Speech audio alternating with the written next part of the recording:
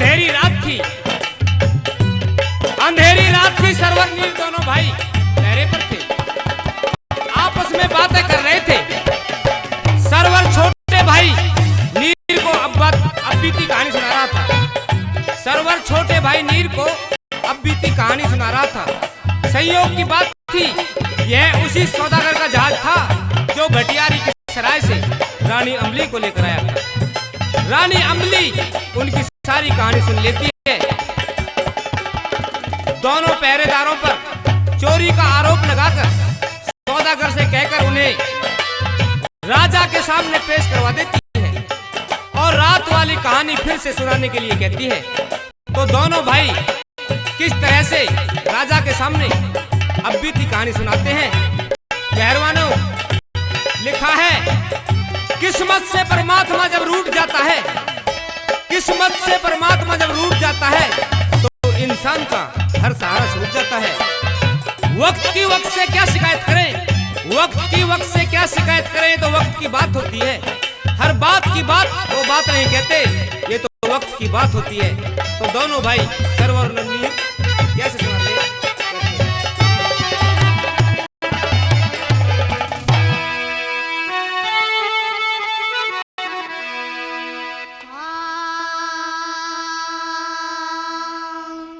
भाग्य फूट जा बंदे का जीव, हो जाती लाचारी जिकर चलावे थे, नौबत